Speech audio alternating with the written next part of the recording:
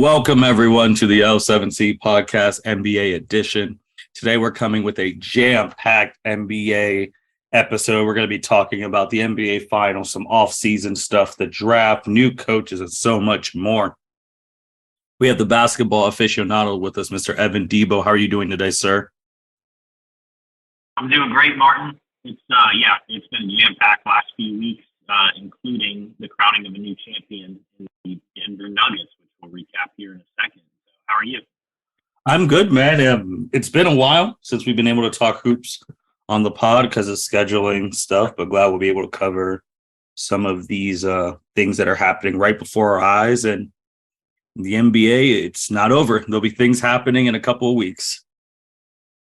This week, free agency opens, heading into we're about 5-6 days away from July 1, when the clock strikes midnight and all the deals start flinging, and people like to say Mozgov, like him, he's out of the league now, and get like $80 million contracts. It's wild. It'll be wild.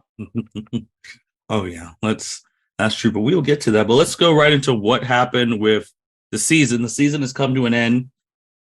The Denver Nuggets have won their first NBA championship. They won in 5 games against the Miami Heat.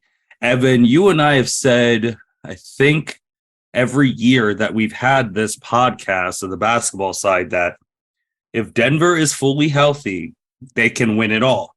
We said that one year, Jamal Murray got hurt. Denver was like a 6 seed at that time. But we've always said if Denver is fully healthy, they can win it all. And they finally have proven us right.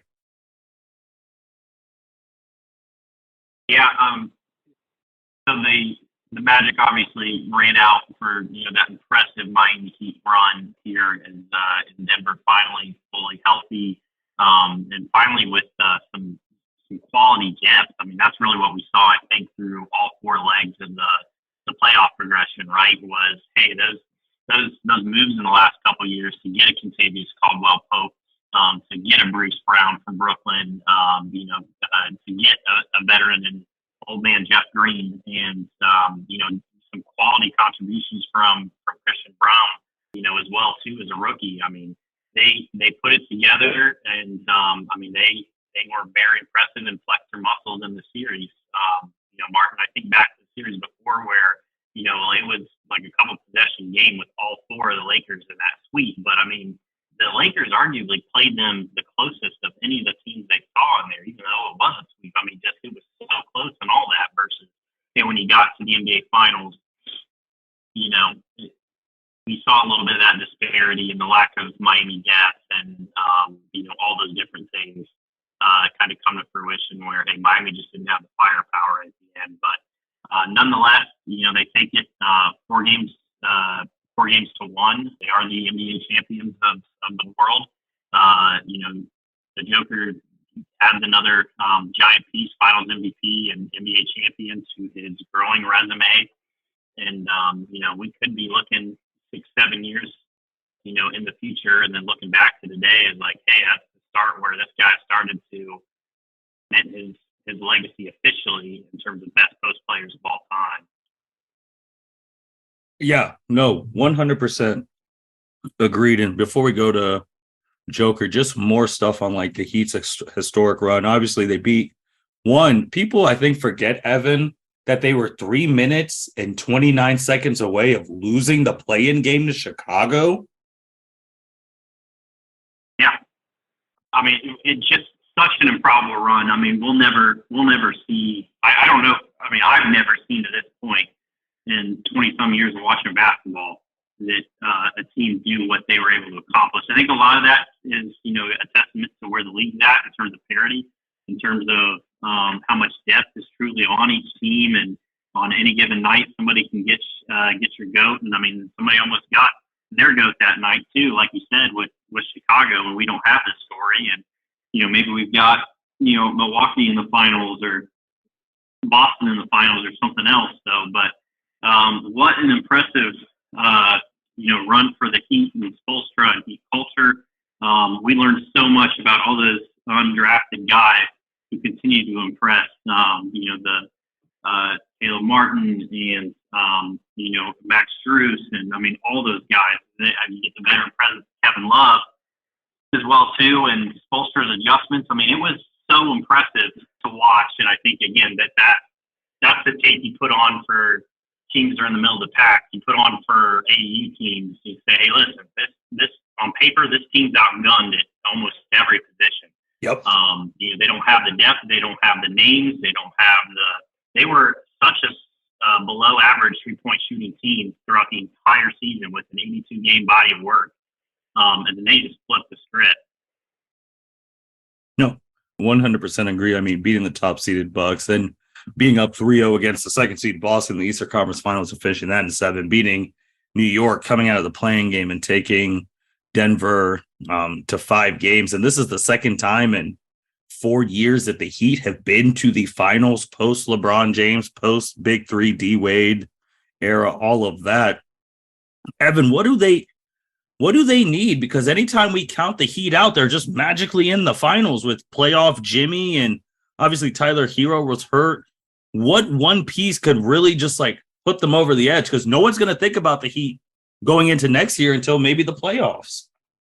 Yeah, I think I might be inaccurate here, but I feel like I saw a graphic just talking about, the longevity of everything that is Miami. I think dating back to the 2011-2012 season to present, every NBA Finals has either had the Golden State Warriors in it or the Miami Heat.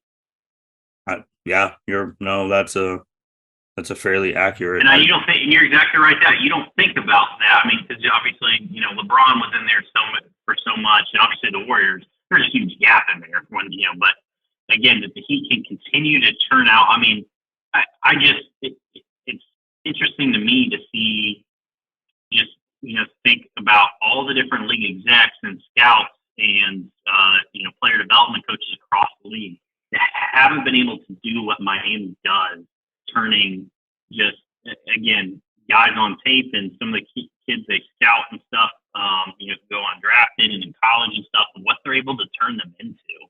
I mean, these dudes are dogs. Yep. Like in such a good way.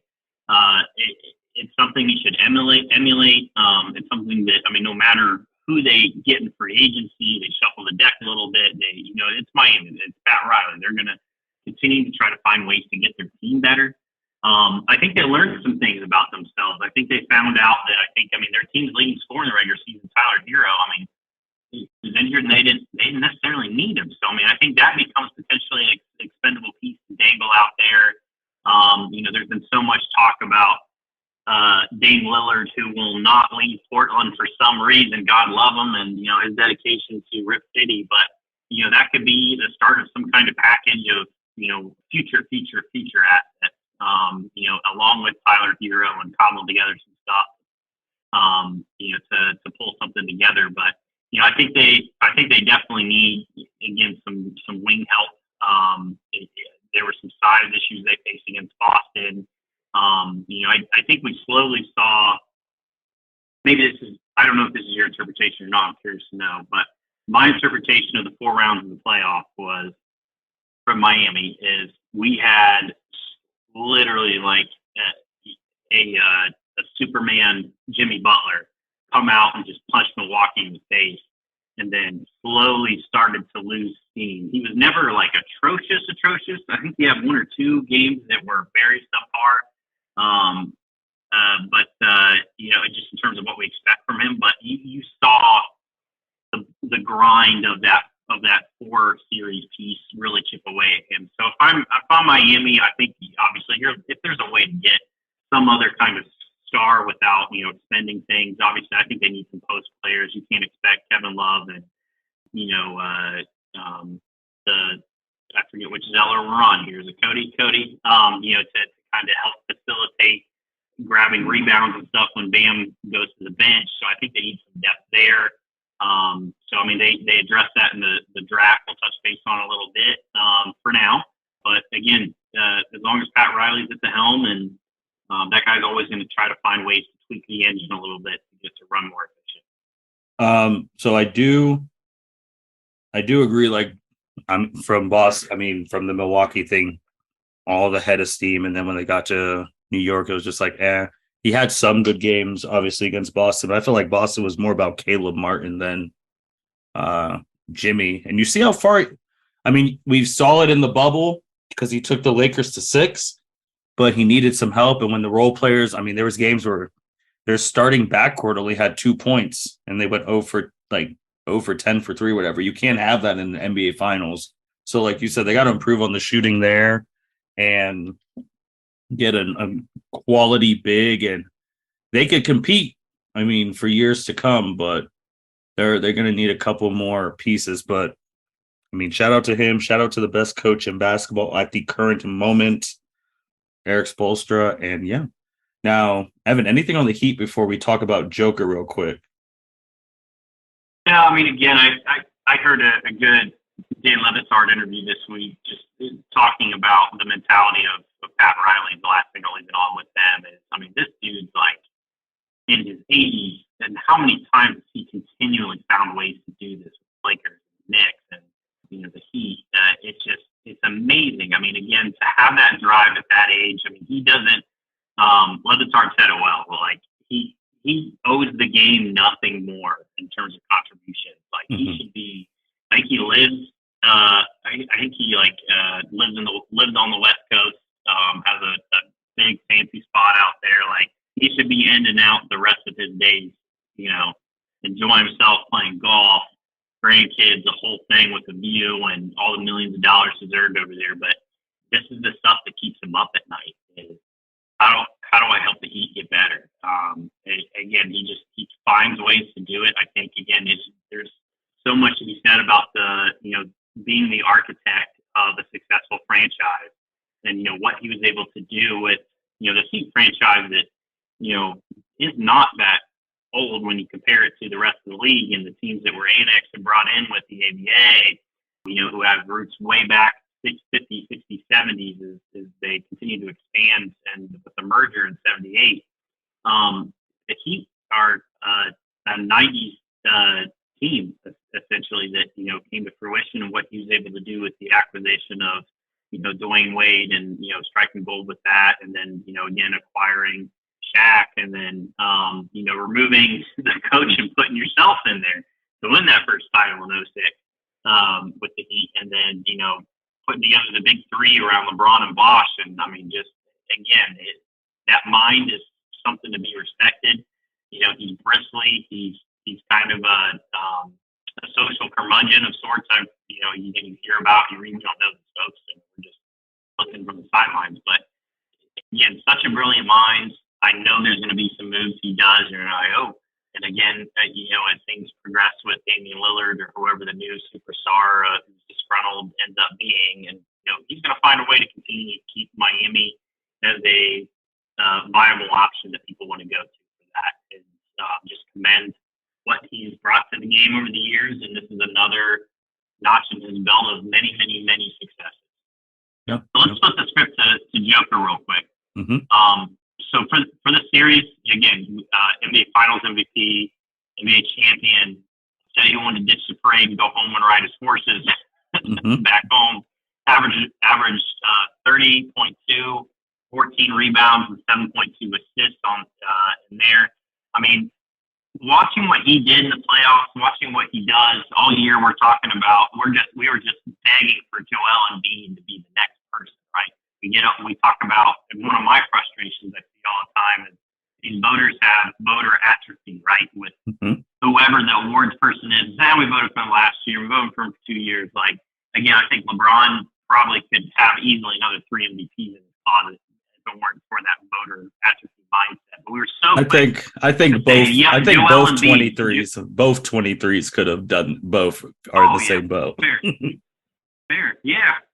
I mean, we were so quick to say, and Joel had such an impressive season, and then finally, I mean, and we saw this with Joker too, when he got to the playoffs. Like you said, the Michael Porter Jr. injury, the 2 years of Jamal Murray injury, lack of depth, all those types of things that we were so quick to want to say, here you go, process, you're a monster, and he is. But I mean, what the run he was able to do, I mean, this is an impressive one that we talked about for decades. I mean, he's got all the potential to be, we're We're looking 5, 6, 7, 8 years down the road, just depending on how the league moves and stuff. Where this could be. We're looking back in 10 years, 15 years, and we're putting his resume up there against Tim Duncan, depending on how many titles he wins. Because he's got the tools to get there. I'm not saying he is by any means. He's won one title. You got to keep chipping away at it and everything else. But I mean, the MVPs, the locker room stuff, how he distributes the ball from his position. I mean, again, he's so creative. I love when he's running full steam down the court, doing crazy stuff or giving it up to get it back. And he's a unique talent like this league has never seen. He gets to add NBA champion and NBA to his resume after this year, Mark. Yeah, so just some other couple of things on Joker. He's the lowest ranked draft pick. Remember, he was the 41st pick in the NBA draft this year, and he was getting picked during a Taco Bell commercial. So you didn't even see him get picked on TV. So just everyone put that in perspective. So lowest pick, 41st, to win a finals MVP. And he's the first player ever selected outside of the top 15 to win both a finals MVP and a regular season MVP. He's the first center to win finals MVP since Shaq, because we don't count Giannis as a center, obviously. And he's one of the he's one of the 5 foreign-born players to capture our finals MVP, joining Giannis, Dirk, Tony, Parker, and Hakeem. And then he had the most triple doubles in a playoff run with 10 this year. He's one of the few players to take home multiple MVPs and an NBA title. Some names we were talking about, all-time greats: MJ, LeBron, Kareem, Moses, Steph Curry, Duncan, Magic, Bird. There's a lot of people. So I'm not going to go as far as saying, obviously there's a long way to go and things can change, but I think right now it's kind of safe to say that he's the greatest second round pick of all time. Yeah. I don't disagree with that. The story's crazy. And if they keep everyone together, their whole core is young, man. Murray's young, Porter's young, Jokic is young, Gordon's young. You keep these people together. You give another exactly. You give another 10 years, and that I didn't hit on it earlier, but that acquisition of Aaron Gordon, you made him see that in that series. That's why they started Kevin Love in Game 2 for the Heat, trying to figure out, because he was just bringing his lunch pail with him and saying, "Listen, I'm going to work here in the paint and squaring up on these little dudes and just doing easy post ups." Game 1, and he had jumped out to such a big piece. But Aaron is sacrificed. He was, again, kind of the big wing in Orlando, and again, prime money for I'm going to get my shot thing, tons of shot selection, tons of opportunities, feed me the ball. And take a step back in this role. He had to kind of reconfigure who he was as a player, really commit himself to defensive rebounding and playing defense, and again, putting himself up physically against some of the best wings and stuff in the league. What a huge acquisition! Oh, you 100%, 100%. The team they have currently constructed, if everyone continues on the trajectory and they get better, they can find themselves in this position again. But the way the NBA's been the past couple years, I don't know if there's going to be repeat champions for a bit, man. Well, I think you're right. I think too, there's so much parity. And I think too, the other piece is there's just so much movement in the off season. It's probably a good transition here to say the off season's come at us very, very fast already. And I think there is something to be said about, again, I think Boston's kind of an anomaly here of a team that's really kept its core together with Jaylen Brown and Jason Tatum that haven't figured out a way to get it done. But the teams that know the sets, that know the tendencies, that know how the player wants to catch the ball, where they want to catch it, at what point in the shot clock can I give it to this person or that person? Can I trust this person behind me to make a defensive rotation? All those things come with continuity and keeping teams together. But again, I think that bodes well in Denver's favor is currently constructed, because I as presently exists, I mean, I don't really see anybody out there that potentially is going to upend them or just early on in the process, especially in the West with so much turnover. So again, I think that's a good when we're talking about how quick things change and move. Martin, we had a very quick number of trades that popped up. First and foremost, Denver. Have you ever seen in mid-finals a team make a trade? I didn't know that was possible. I didn't know that was possible either. So they trade and move some stuff around to get some picks, one knowing that, hey, listen, we've got a window here before extensions come into play and everything else, that they made some moves to get some more picks in this draft so they could get young players. Hopefully, again, they hit on them, kind of like they did with Braun or with Christian Brown, but to try to get them in under contract, low-level contracts so that they can keep the core together, have some depth, and hopefully maybe have some assets to trade off later on. But I've never seen that before. You're playing the Heat, and they're like, yeah, over to the side, we're doing this too. We're like, aren't you playing for the title right now? So that was an interesting footnote. But the biggest blockbuster came out of Washington, where they decided, hey, we're officially out of the Bradley Beal business. There's so many different pieces to this. Bradley Beal is now a Phoenix Sun. Chris Paul, who there was reports that came out way earlier that they were just going to cut him if they couldn't find a trade partner. And then it came out like, well, if we can't find a trade partner, and the guy is going to make uber money that he's just not worth anymore at this stage, and that's what comes when you sign big players and big contracts like that. You say, listen, on the back end, at a certain point, knees give out, joints give out, the production drops, and suddenly you're paying a dude like $50-some million, so he's not worth it. So he goes back to Washington, the deal. There's some other moving pieces and stuff there. So for the Beal piece, recapping for the listeners, so again, they really kind of got peanuts Washington back, mainly because they traded 2 years after Bradley Beal and his top value was essentially available. And a lot of that had to do with exactly what we saw come to fruition when Bradley Beal had a rare no trade clause. And he got to pick the team he wanted to. So he could say no to 29 other teams. And if he wanted to go to Phoenix, he was going to Phoenix. And that was the only thing that they could. There's new front office leadership in Washington. And they said, listen, we got to move past this. We got to start rebuilding the Washington Wizards here. So, I mean, they got back a whole host of second-round picks. Chris Paul, I believe Shamet was in that deal. Does that sound right? The Bradley Beal deal.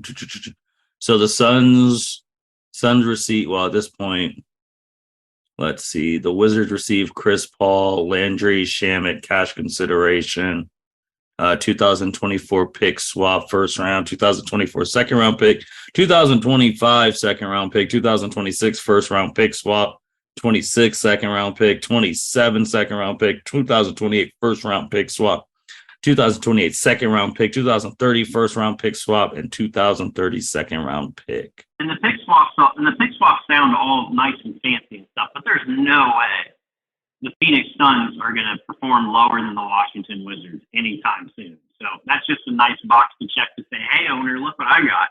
That doesn't matter.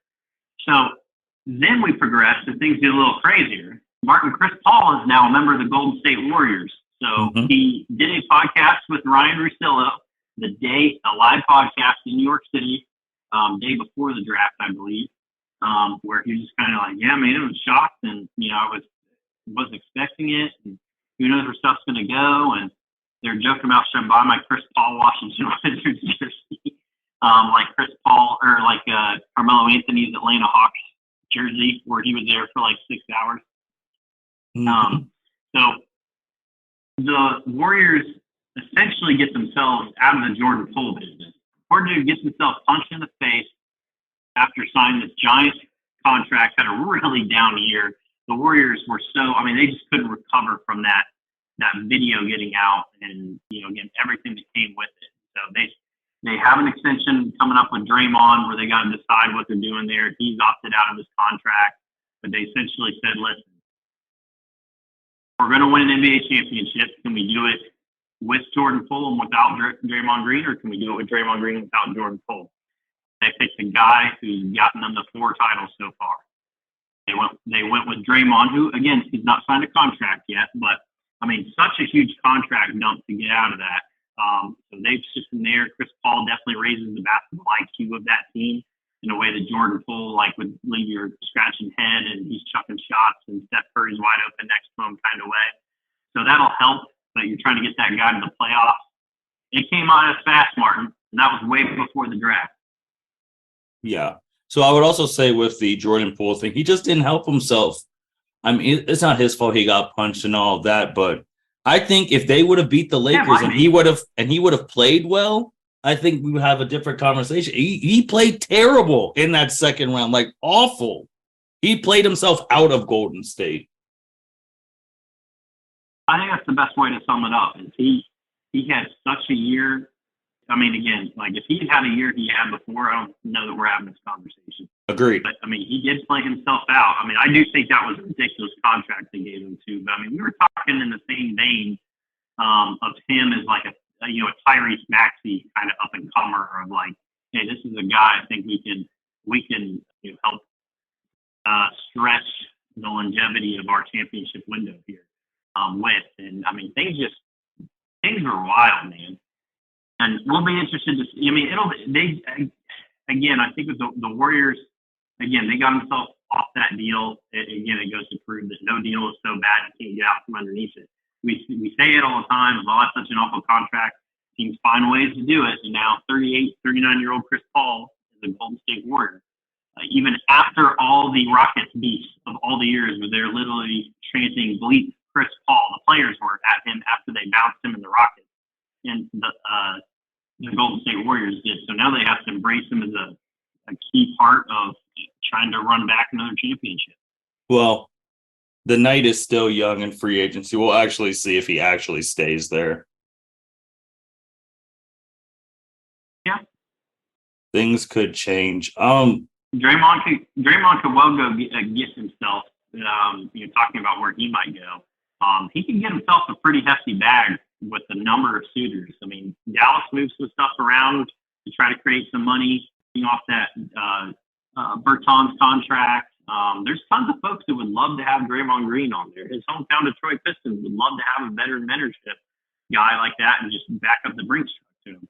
I don't think Draymond's going to do that and go spend the twilight of his career just collecting cash and playing with a bunch of guys who are sub 22 years old, 23 years old, talking about Cunningham and Jaden Ivey. But again, it's still young.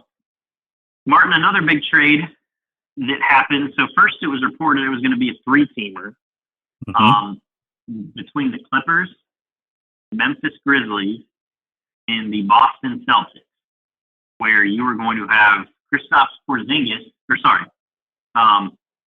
between Washington, the Clippers, and Boston. We're going to have Kristaps Porzingis go to Boston, Malcolm Brogdon go to the Clippers, and some other pieces essentially move here and there and stuff around. But the Brogdon stuff medically did not come back clear. There was allegedly a midnight deadline. Clippers washed their hands of it and said, we're out.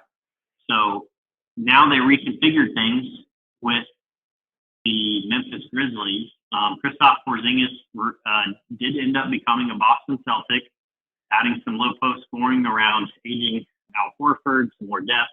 Time Lord's been banged up in recent years, but it came at the expense of, really the heart and soul of Boston. And there's a lot of Boston folks that are sad to see that come to fruition and Marcus Smart going to the Grizzlies. So, and then Tyus Jones, who we've known to be a very veteran, capable point guard who steadied and rallied the ship when Ja was out a lot in Memphis, and they just kept winning ball games. It was because of how well he performed. So now Washington has kind of their point guard of the future, a very capable guy, going to get more opportunity, more shots.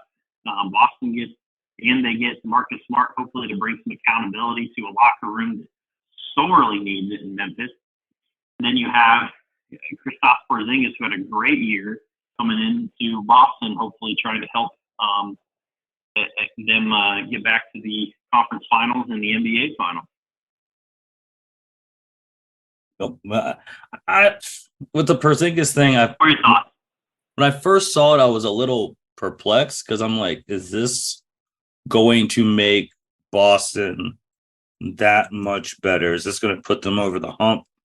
Obviously, they went to the finals, lost in 6 to Golden State. They've been in the Eastern Conference Finals so many times. this group, and like you said earlier in the pod, they just can't go over the hump. I just don't know if Kristaps Porzingis is going to be that person who helps Jason Tatum and Jaylen Brown. I mean, when he's, and I hate this caveat, when he's not hurt, he is a good player, but he is injury prone. And you gave away the heart, the soul, some could even say the leader of that team, and the primary defender, Marcus Smart. How many big shots has he made for that team? And you gave him away. So if Porzingis gets hurt, what did you really do that for? So that's why I'm just like, I need to see him play a fully healthy season to be like, was this really worth it? Stops played 65 games for the Wizards this past season. So obviously 17 shy of full 82.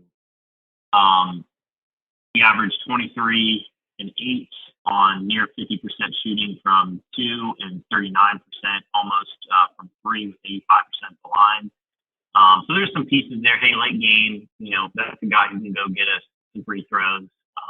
Again, a guy who's going to be the benefactor of some open shots because of Jaylen Brown just didn't drive. All the pieces are there, and he had a fantastic season. Defensively, a guy you can tack off the dribble, but not. I mean, he is still, because of his size, somebody to fear in the paint. But again, I think back to the Luka combination that didn't quite work, and there were some injuries and stuff in there as well. But you're right. I mean, I don't know if this is a move. Boston knew they had to do something, but it was interesting. I mean, the talk has been they got to break up Brown and Tatum. They got to break up Brown and Tatum, and Brown is eligible for this like double, super, quadruple, overtime, deluxe edition, limited package, max extension. That's going to handcuff. I mean, you playing two max of the max players for years served in the league, contractually in the CBA. I mean, you are locked into them for life, essentially. By all accounts, they're going to do that because this was the move they decided to do. But I mean, they're trying to tweak and see what they can do. I mean, I don't think at the core of Boston's issues, this isn't going to address their coaching issues, Martin. I know there have been some movement on the bench and stuff, and there's some assistants who've left and some assistants who've come back. But Joe Mazzulla was so bad, man. I think that was so much of their issues this year, especially. Well, I don't want to go with rookie and back-to-back rookie coaches. I mean, in 2 years, but saw definitely more progress, I think, out of Udoka than Joe, who continuously pocketed timeouts. Have at the end of fourth quarter, but it was too late because the other team had run on like a 20-4 run, and he didn't stop the bleed. Like, just so many bad decisions. But I mean, we'll see. And also, I mean, it's just one of those. It's the same team, and Udoka got them to the finals, and Mazzulla had them down 0-3 against the Miami Heat. It's just, I don't want to get into a thing how Udoka shouldn't have lost his job in the first place over there, but it is what it is. We'll see if Kristaps is the missing piece. You did bring up the Dallas thing, which was interesting because if you remember, there was rumors he wanted out of Dallas because he wanted a more like prominent 1A, 1B type role. I hope that's not the case. I hope that's not the case in Boston because you're the third option over there. Totally disappointed. Yeah. You were the third option. And if Malcolm Brogdon's got it some nights, you might be the fourth option. Mm-hmm. Brogdon's still a scorer in his own right. Now, granted, I don't know where all this. I mean, he did have an injury towards the end there, and I mean, the medical stuff was enough to scare off the Clippers, or they didn't know enough about it there. But I mean, we'll see on that front. You're exactly right, Martin. Yeah, you want to be like sharing the limelight with generational talent, Luka Doncic. I don't know about that. I would also say on the Memphis thing, Marcus Smart is the type of leader that team needs. So it worked out for them in that regard. So, I mean, very, very similar age of acquisition to when they acquired Tony Douglas, right? I think they're about the same age. Yeah. So you get that grit and grind flavor. You get that leadership, that accountability piece, that dive in, against the loose balls, all the stuff that we know Marcus Smart's can do. But again, that's the big piece that only time will tell. Is that worth it, Boston? I mean, how many times are you going to have a player, especially comparatively? I mean, Marcus Smart's a quality player, even on the offensive side. He takes questionable threes at times. Like, Marcus, come on. But like, to to grab Jason Tatum and be like, what are we doing? And to say, you got to be better. And like, that's what Marcus brings to the table that Boston's losing too. I mean, it is such a plus minus. Is that really worth it? I think they tried to do everything they could to put Brogdon in the trade. It just didn't work, and then they were able to find a third shooter to send some, and they got a first back too on top of that. So Yeah. But good for the Grizz. You know, a lot of other things affecting the Grizzlies' future here too, Martin. As we transition yet again. So we've been waiting. We had the weird interview with Adam Silver on the lingering John Morant decision with the second firearm in the IG Live. After John profusely said, "Oh my God, I understand. I want to take accountability. I'm not going to do it again." And like literally 3 weeks later, even the guy like who was filming him was like, "Dude, you really shouldn't have done that." And he like turned the camera off quick. But we're waiting on this decision. It was like a Supreme Court decision. You're just waiting on the final verdict, and waiting for all the contextual pieces. So they want to be tracked from the NBA Finals. So like we were talking about it in between, like the days off from the finals. Everybody was talking about it. Every podcast was playing the basketball. So they finally come down with 25 games. And Martin, I'll just open the floor there for you. What was your initial reaction? Do you feel like the punishment justifies the crime? Do you think there was some room for some other things in there? The NBA PA said the day of the decision came out, so they were going to appeal it. What were your initial thoughts?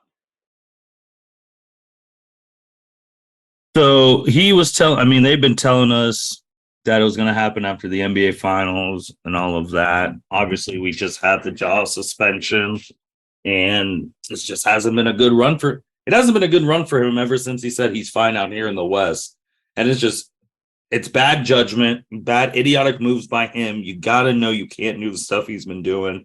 His team has to know that, like, if those are really your guys, and let's just be honest, when one person makes it, they're the cash cow for everybody. So if you know he's going to be that person, you need to protect him at all costs, and they failed miserably. 25, I was like, okay, they're doing it at the beginning of the season so that he could be back for a Christmas Day special, which I didn't check the timeline, but that's probably going to be one of his first games is Christmas. And they're going to have the Grizzlies on Christmas. So I would assume. So I just think it worked out for the NBA that they get him back for a Christmas Day slate if they decide to do that. It shows that they're tough, quote unquote. I thought it could have been a little bit more, but 25 it is. You thought it could have been more. I thought they were going to go like an even number, like a 30. But then I was like, oh, they don't want him out after Christmas. So I was like, there's been a lot of pushback. There's been a lot of pushback from some folks about, hey, 25 games is too much. Honestly, I mean, I'm kind of right there. I think it was appropriate. I think it's going to be between 20 and 30. And you think about all the suspensions for stuff. I mean, dating back, it was like, didn't Captain Jack actually have a gun and used it, like in a nightclub or something? This is like really pre-heavy social media and live streaming, but like, didn't Steven Jackson use a firearm and he got like 4 games? He was under 8. Actually, brandished it with the intent of like, hey, come out like almost in a menacing way. That again, I think that might have happened. I think that happened after the Palace incident So I mean, like, I think there's that piece of it too, where people are trying to say, and that was in David Stern throw the book at people era. So like, that's the argument against why it's too high. But I do think we've seen a shift. I think in accountability under Adam Silver, who's been known as a players commissioner. We think back to the removal of Donald Sterling and all the goodwill that he's done towards building the league into what it is, the global ambassadorship and who you represent and how you represent them all the time. That I think that he had to, land where he landed because it just truly, again, the reach of these athletes have, and I mean, John even addressed it too. And listen, like, how many kids look up to me and they see me doing this? This is dumb. And like, whether or not he learns anything from it the second time, it's yet to be seen. But again, I think that it's tough to look back historically on where we've been and say, hey, listen, again, this person only got this crime versus this. I just think we're in a different era with different expectations. And I really think this wasn't addressed there, but I really think, Ja's apology tour, I think the league did him a solid. Like you recall the first time that happened, like there was a while before they ended up deciding on, what those conditions could be for Ja to come back the first time. And I feel like the NBA was heavily involved in that PR fluff place. It's like, listen, dude, you're going to go down to like a stress clinic in Florida for like 3 days and you're going to magically get it all figured out. And we're going to move past this and we're doing you a solid. And then he did it again. And that's like a slap in the face, man. I think for the Grizzlies, I think for the NBA, and I mean, I think there's a little bit of that in here too of, hey, you punked us. Yeah. And it's also part of his thing with his 25 game thing. He also has to have some sort of treatment and they haven't disclosed what that is. Yeah. Yeah. So we'll see, man. It's just. So the total technically for both instances, because I haven't heard this talked about a lot, was he originally suspended 8 games? Is that what it ended up amounting to? So we're at 33 games for flashing a gun twice on IG Live during this year? Yes, I think so, yeah. Okay. Yeah, but, there's just no room for that. Again, there is the other side of the coin is dude didn't break any laws. Nothing. I mean, you know what I mean? Like he didn't. It was all in. Hey, I'm trying to play, or I'm trying to show myself in a certain light. Like there's the music playing in the background both times. Like it's in a different atmosphere as opposed to I'm brandishing it to, impose my will upon somebody or get somebody to fear me. It wasn't used in that context too. So like. There is a conversation on it being too heavy. That's where I would go. But I think there is a conversation there, depending on how you put it together. But again, I think when you're paid millions of dollars that you are, listen, like in my day job working in government and education stuff, whether you're a cop, whether you're a firefighter, whether you're a teacher, a principal, a superintendent, you have different expectations because of those. None of those people make millions and millions and millions of dollars. Like the NBA and NFL do. I would also just want to say the last couple of things about Ja, because we talked about the times where, and obviously the times now in 2023, anything with a gun, like gun violence, school shootings, it's more hypersensitive. So NBA does not want that type of image on that. The Ja thing with the Nike, I want more consistency from Nike for the fact that I know it's 2 different things. Kyrie uploaded that video. I knew you were going to Kyrie. And Nike dropped him. Ja's had all of these things, and they haven't dropped him yet, which that is your decision. You're a $1 billion company. Just want some more consistency on that notion. If it's like, hey, this is my company, we do as we please, fine. That's all you have to say. But Kyrie can't get out of his own way. But at the same time, it all started with the dude shared a link to something for sale on Amazon. Yeah. Like, agree with it or don't agree with it. Now, don't get me wrong. Kyrie is the king of, dude, just stop talking. He wasn't breaking any laws. He continues to make it worse. He was not breaking any laws either. But, I mean, Kyrie's made himself socially worse, doubling, tripling down on some of the questionable content of that. But at its core, where people got really, super frustrated for different reasons, was he shared a link on Amazon. Yeah, no, it's just those are the type of things. You're right. There's some Nike consistency there. There needs. I mean, I don't know. There's no rubric. Every situation is different, but we got to call balls and strikes. That's a good observation. And Zion, and Ja, he just needs to really be careful because now everyone's just going to be looking at him with the microscope because it's like, is he going to mess up again? Like, what are we doing when he comes back? Things of that nature. But he needs to look himself in the mirror and be like, hey, I can't do this stuff. And also with the law thing, I don't know. I know about the second one. This was the offseason after they got their butts spanked in by 40 points by the Lakers. The first incident was more of they were trying to prove if that gun was on NBA like facilities because you cannot have a gun, and they couldn't prove it. So, but that's really it on that. Evan, let's go to his draft running mate, the top two picks. Zion, I put in quote unquote issues. I'm not gonna get into the I'll full. Let you lead. I'll let you lead on this. No, I'm not gonna. I'm not gonna go into the full details of that because technically he's also done nothing illegal and all of that. Right. My biggest thing with the Zion and the jaw thing that you've already said is when you're making this type of money and you're under a microscope, you have to realize, even if it's your personal life is going to be considered news in these NBA outlets. Like, that's all I'm going to say on that. So you have to be prepared for if you were with X girl, but you cheated on X girl, and now you have this situation, it's going to be reported. And if you're asking why is my personal business being reported, it's because you're a top two pick in the draft.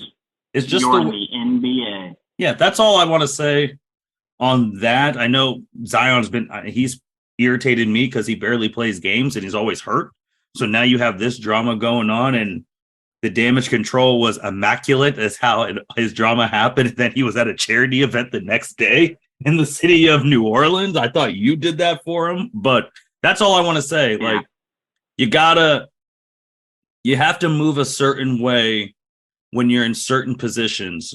Just like you said, normal people with teachers and all of that stuff. I get it. It is your personal life. You're not breaking any rules, but as soon as something breaks, you got to realize, hey, you're in a position of power, and this is the way you have to move. And even if it's your personal life and it gets messy, it becomes news. That's all I'm going to say on that. There's some pieces there. Obviously, he's between Kyrie, between the job, and between Zion. Like, he's by far way down the list. But it's still a distraction. And it's still a distraction at a time where you have, like, in your contract, as a condition for getting that max extension last summer, that David Griffin famously went to bat for you on, and we want Zion here, and he's a generation talent, and when he plays, he's nobody's seen anything like him, and nobody can stop him, and he's such a force that, like, he's got in there his weight is what his weight can and can't be, and with financial implications, aside from that, dude can do windmill dunks, but he's too hurt to play for his team at times. There's just, I think there's a piece of, like, listen, we need some accountability here with some of these younger folks. And when you're operating in the realm of the association, there's different expectations. Yes. And I think this is another example of exactly that with some of the distractions going on there. And by all accounts, I mean, New Orleans was talking with folks trying to get out of this Zion business. Let's not look past that too. And this is not even coming up on 12 months since they gave him his extension at July of last year too. So we'll see. I mean, they still got tons of picks from the Lakers, from the Anthony Davis trade, and tons of picks from Milwaukee, from the Drew Holiday trade. I mean, they can make something happen with a disgruntled somebody somewhere real quick and become a contender. Not getting out of the Brandon Ingram business. Got a bunch of great young players and talent. I mean, they are primed to put themselves in really good position to get the next unhappy superstar. If it comes at the expense of Zion, I think every day that goes by that Zion doesn't play, it doesn't look well for him. Somebody's willing to probably take a flyer and say, hey, let's change the scenery and see if he does. Agreed. Martin, let's transition yet again. So we had a whole bunch of movement, and the biggest movement, the largest French movement, was finally officially, we have the NBA draft, we have 7'5" of movement, and Victor Wembanyama officially a San Antonio Spur. And the NBA draft has come and passed in the last week. He obviously has been for several years the no doubt number one overall pick in this draft. He's a Spur. The Spurs keep doing what they've done with Tim Duncan and David Robinson, and they're going to try to see what they can do. And if Pop's got one last run in him as the architect of Go Spurs Go. So after that, we had some interesting stuff, Martin. conversation in the draft about who's going to go number 2. Again, there's back and forth reporting with Shams and Woj about is it going to be Brandon Miller, is it going to be Scoot Henderson. Famously, Shams has been under a lot of heat because he literally moved in this day of betting and everything else, literally moved markets with the tweet of, hey, listen, the Hornets are in on Scoot Henderson, and then Woj dropped they're taking Brandon Miller. Mm-hmm. And everybody's like, what? Oh, that was a big seismic shift. So that's exactly what happened. The Hornets originally were in on Brandon Miller. They left. Michael Jordan fell in the team, but they still want him to, kind of be the decision maker here because it's Michael Jordan. They go with Brandon Miller from Alabama, despite, his ongoing who knows what past with delivering a handgun that was used in a fatal shooting past year around the Alabama campus. And then Scoot Henderson goes number 3 to the Blazers. Dame's kind of, again, he's still committed to Blazer land, but there's a discussion of, listen, you need to do something with this number 3 pick to get me some help, or I might be reconsidering my position. And again, that's all third-hand reports. Dame's not said that himself. But, sometimes where there's smoke, there's fire. So, Martin, any thoughts on the top 3? Just reflections real quick before we talk about kind of surprises. No, there's nothing. I mean, Miller and Henderson, they were going to either go 2 or 3. We knew what number 1 was for forever. There's nothing there. The only thing I would say just about this draft, which I was telling someone, is the NBA draft is one of the few drafts where you can get a draft pick from so many different places. Like the NFL draft, they're all coming from college, all of them. NBA draft, you can get someone from a different country, the G League, overtime elite, in college. So I think that's a cool perspective to show with the NBA draft since our game is so diverse. But the top 3, nothing to add. And then the Prodigy Thompson twins, 4 and 5. I think Osar going 5 was a little bit of a surprise. Yes. He's more of a catch and shoot guy as opposed to Amin, who went to Houston, who is more of a creator, more of your pick and roll handler, more of your downhill guy. I mean, Asar he's a freaky athlete in his own right. Defensively, he's great. Again, it's going to see, hey, can he do a little bit more on the patient side? So he goes to Pistons at 5. Martin, I'll start with maybe my first. So there was a lot of pick movement from past deals and some deals that happened draft night to move back. We mentioned that Mavericks piece where they traded with the Thunder, dropped back to 12, and ended up taking Derek Lively from Duke as a big post player they were wanting. A couple of surprises that stood out to me. I think Jet Howard at 11 to the Magic, way too high. Son of Jawan Howard. I think that he definitely benefited having dad as a coach at Michigan, but a lot of questions there. Scrolling down to, I thought Grady Dick would go a little bit higher. There's a lot of conversation about him potentially going to 10 to Dallas. I mean, just a few spots of a fall there. So the Heat, we talked about what are they going to do this offseason, right? In terms of how do you get better, where you add some size and stuff. I really like their triple J, their new triple J, we'll call it. Jamie Jacquez Jr. From UCLA. Really love that pick for them. Again, I think that's a good asset that, hey, if you're going to put him and Hero together in something that you've got the workings of a potential name deal, maybe with a third player, all those kinds of things. The fall of Cam Whitmore to the Rockets is 20. So I think I like that. The Rockets ended up getting him. Again, I think they've got so many wings. You think about last year, how many guys they have under 21, 22 that they're all competing with each other, trying to get that second contract here in a couple of years. But that guy, some draft boards had Cam Whitmore going up as high as 5, 6, or 7, and he fell to 20. I think that was the notable one there, Martin. Any thoughts kind of in that range, some of the names I mentioned? Anything out for you? The first thing with Dallas, when I heard they were trading back, I instantly got infuriated because if you remember a couple podcasts ago, I was adamant that they shouldn't have that top 10 pick. Tanked. Because they tanked for that top 10 pick. So for a protected, so I was like, you better pick in the top 10 and you better get who you want. So the fact they traded down to 12, I'm not going to lie, I was actually really mad because why didn't you, if you wanted him, why didn't you just draft him at 10? Like there was no, it really pissed me off. And better terms. And I think they should really do something about that going forward. Like, you gave up a chance at the playoffs to get a protected top 10 pick, and you traded out of your protected top 10 pick. Needing only be 2 spots, but that really irritated me. And the other thing, all the stuff I agree with. The only thing I'm going to talk quickly about, like a surprise or whatever. Obviously, Bryce Sensabaugh going 28 to the Jazz.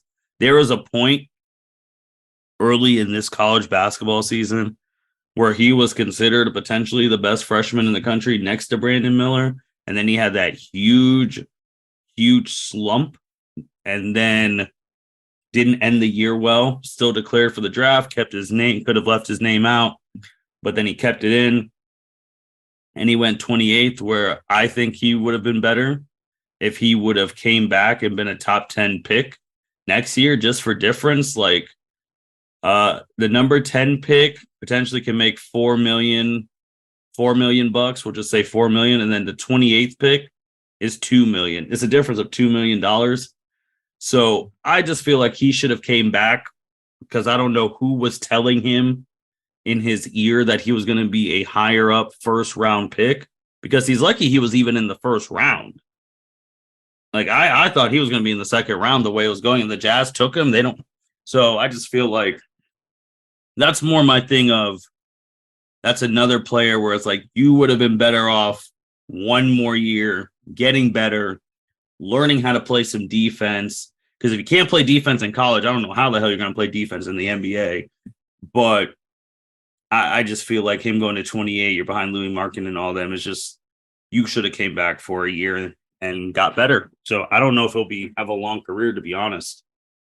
Yeah, we see that a lot with players. So, I think with Bryce, a lot of folks were, he had those couple, I think MCL surgeries when he was in high school too. Mm-hmm. I mean, he's not the most athletic dude. He's not the most mobile dude. He doesn't have the side to side stuff, but the dude gets buckets.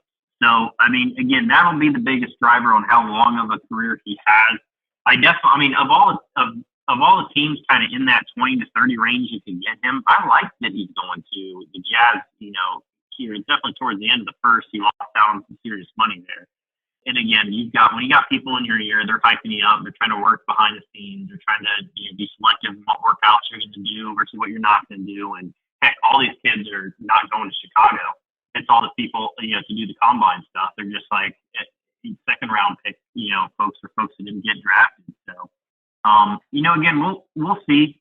With Bryce, I was really impressed. I think overall, once he came out of some of those slumps in there at Ohio State, what he was able to do. But would have definitely liked to see him in a Buckeye uniform longer with this incoming class coming in. But hey, when you decide to make the call and jump ahead and move on to the next level, is hey, you put up for a shot time. You got to prove yourself. We'll start with Summer League here coming up next weekend and into the next week, and we'll go from there. So, Martin, looking into the second round, that's where we find the podcast's very own Cleveland Cavaliers.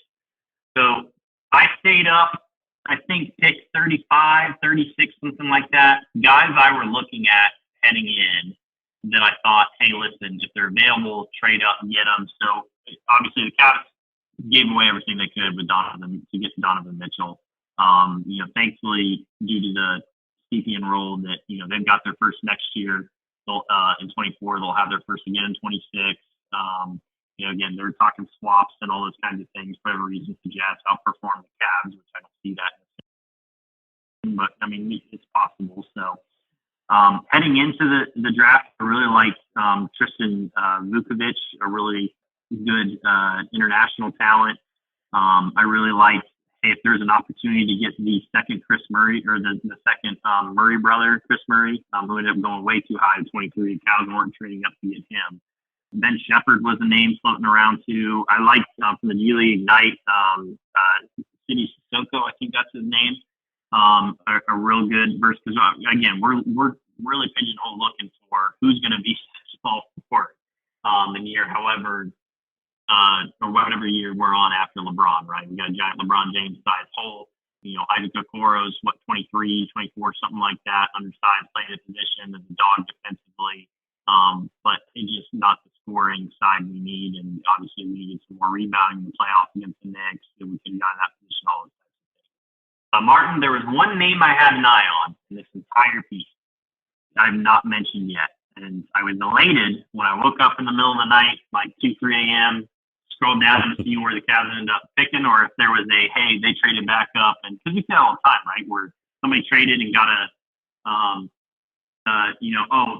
pick number 19 that was an hour and a half ago is actually going to go to the Clippers now, kind of type deal and stuff. But former Gatorade National Player of the Year as a sophomore, Emoni Bates, falls to the Cleveland Cavaliers, second round, at pick 49. So a little background for the listeners on Emoni Bates. So Emoni changed high schools a lot. He was a Gatorade Player of the Year. He's a product from Michigan. His dad essentially started his own prep academy basketball high school. So Emoni went there, finished up there. A lot of directives from dad. There's been a lot of questions about, hey, do you have his best interest in mind, all that kind of stuff. I'm not getting into family stuff. I don't know the family, but I've heard sometimes where there's smoke, there's fire. So he originally commits to Michigan State without an offer for Michigan State, technically. So, and then he decided he was going to go the Penny Hardaway route and go sign with Memphis.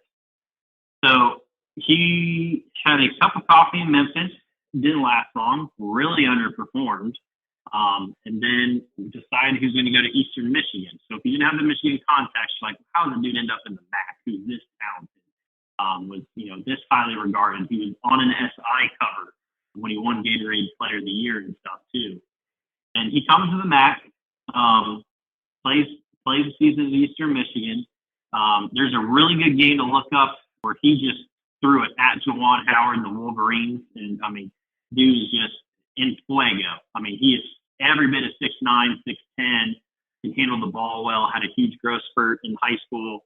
Kind of that, I mean, similar to like Anthony Davis, right? Where you groom a guy to be a point guard and magically he's this tall now, right? He's not as clunky as Anthony Davis, who did grow into his own body and stuff is, but this is your guy you look at and you're like, if I squint real hard, and this guy tries hard enough, could he be 60%, 70% of a Brandon Ingram?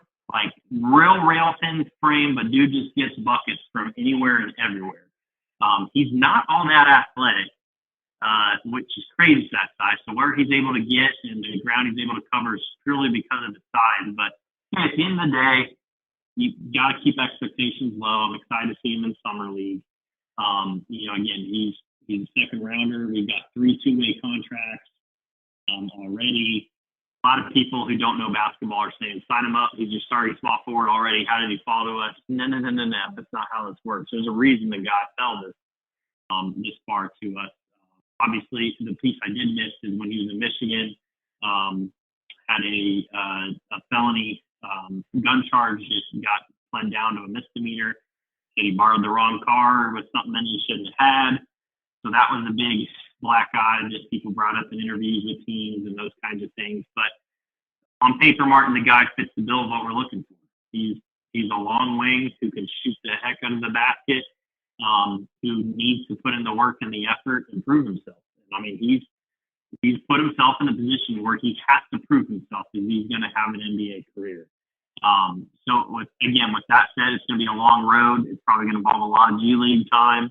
I don't foresee him being on the Cavs, 10-man rotation with JB. He's not a great defender, which doesn't fly with JB either. But I think that the Cavs have turned Dean Wade, an undrafted, and Lamar Stevens, an undrafted, into rotational forwards that we use. Could this guy be the next one? And again, I think he's got the biggest ceiling of any second round pick I can imagine that we've had, maybe since Danny Green. Yeah, so with Bates, I think it's obviously using a second round pick. I think it's a low risk, high reward because of his potential. I'm just with his stuff with the college stuff and all that, I'm a little wary on him if he's going to last now, because now he's going to have a lot of money And he's again, it just I know I've been on like a crew thing, hence the L7C crew, but I've been on a crew thing this podcast. It's whatever his boys who he's running with, if they keep his head above water and have him solely focus on his job now, then they could become something for Cleveland. But if he starts messing with the stuff that he was doing in college and getting into some more trouble, it's again low risk, high reward for me. I listened to, so the day after the draft, I was amazed. I listened to the play-by-play announcer for Eastern Michigan was invited on to 92.3 The Fan Cleveland to talk with like Ken Carman and those guys about, what are your thoughts? You watched him. You followed all his home games. Like, you probably followed their away games or everything else. Like, what'd you think? And the dude just dogged him and tried to say, well, I'm not here to dog him, whatever. But, like, he talked about there was this issue about Monty showed up and he wanted to wear these, like, certain kind of Nikes for the game. In Eastern Michigan, it has a contract as an Adidas-only school. So the coach told him, Amani, you're not going to play if you can't wear the shoes you're supposed to wear. So Amani disappears in the locker room a little bit, and eventually comes out in Adidas like 3 minutes before tip. Like that's the kind of stuff that gets you in the second round. Now, what you do with it to climb out of that is they're going to be on the shoulders of your will, your grit, and how bad you want it, and who you surround yourself with. With that said, I'm pulling for him.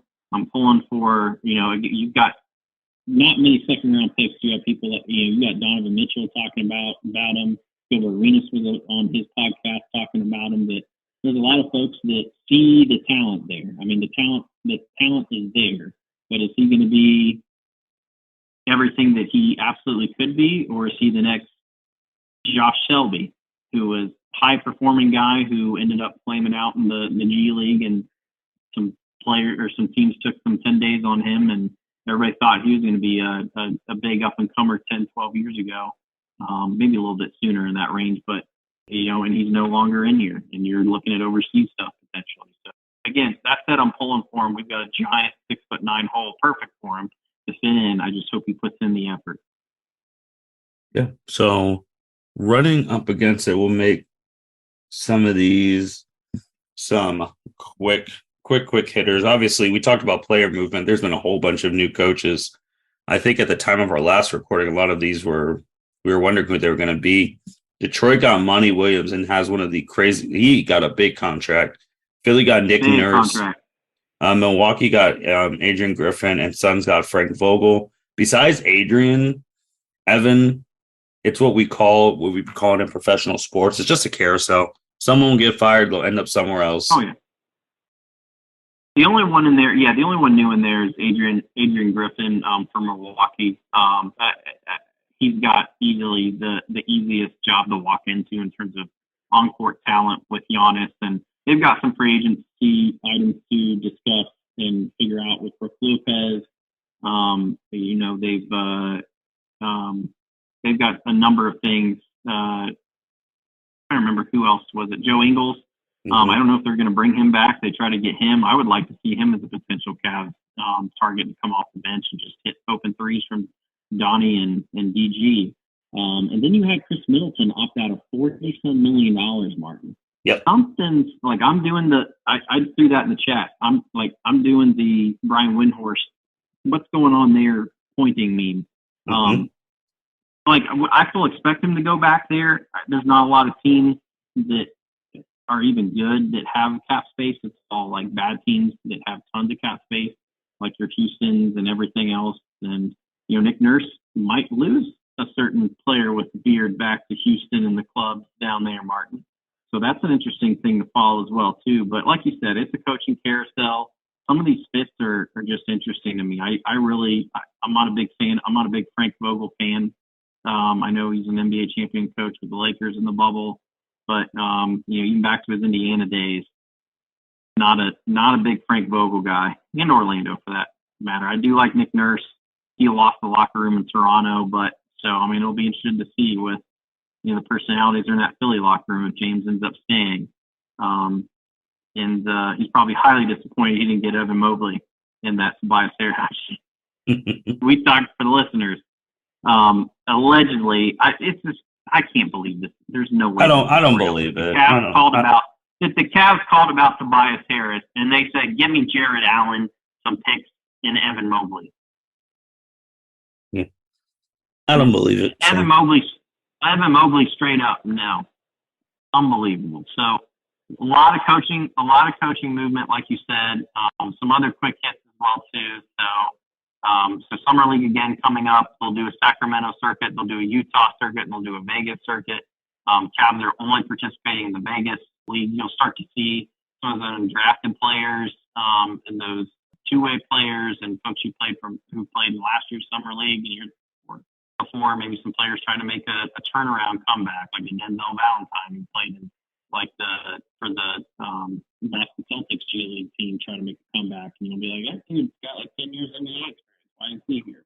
So you'll start to see rosters finalized this week. I'm excited to see who ends up coming out for the Cavs. I think Luke Travers, a really good guy from Australia, that we drafted late second round last year. Mm-hmm. Again, the Draymond Middleton opt-outs, those will be interesting to see where they end up landing. Originally I put in the show notes, the Suns, I think, would best benefit from getting out from the DeAndre, or from the getting out from the Ayton business, right? Is dude's mopey. He didn't like his playing time. They win games, and he's just moping on the bench, and because you can't play him late. Like, your best bet is to take a contract like that and split him into 2 or 3 role players where you solely need depth. Now, the report earlier this morning on Sunday the 25th was they're content to keep Ayton now. So maybe they'll just revisit down the deadline, but I think that's a bad decision. But, I mean, he's obviously a talent. He was phenomenal when they made the finals, what he was able to do against, Milwaukee, even though they lost that series. But we'll see, Martin. But tons of movement, tons of things going on. The last piece I have here is I got to get off this pod here soon so I can get out my competing Ben Simmons workout video to post on Instagram and change my shoulders to make it look like, I'm ready to play this season. I still doubt that dude's ever playing basketball again. I really doubt it. So that's all I got. It's been madness. It always is. It's so fun. That's why we like it and we put ourselves through this. But every day is a circus, and we're always just one Woj bomb tweet away from our entire day being upended. Yeah, no, 100%. I mean, a lot of stuff. So I thank everyone for sticking with us, covering all of this stuff. We'll definitely be back a lot sooner than earlier, because once free agency starts, it's going to be a big deal, because I think the biggest free agent, I mean, we talked about him a little bit. Where's Kyrie going to go? So whenever Kyrie makes his decision, dominoes will start to fall. That's usually how the market goes. The biggest free agent makes their decision, then everyone else picks up the pieces. So when Kyrie and all those people courtside at the Lakers, dude was flirting courtside at all the Lakers playoff games. Yeah, well, they do not have the money to pay him a full $200x million contract. So if he's taking a veteran's minimum, sure, but he ain't doing that. So we'll see where all these people go. But again, thank you everyone for listening to the L7C podcast. We'll be back giving you updates on the summer league and free agency. And with that being said, L7C podcast, take care. Thank you for listening to this episode of the L7C podcast. Be sure to like, rate, review, and subscribe to the channel. Follow us on all social media platforms, and we'll be talking to you guys soon. Take care.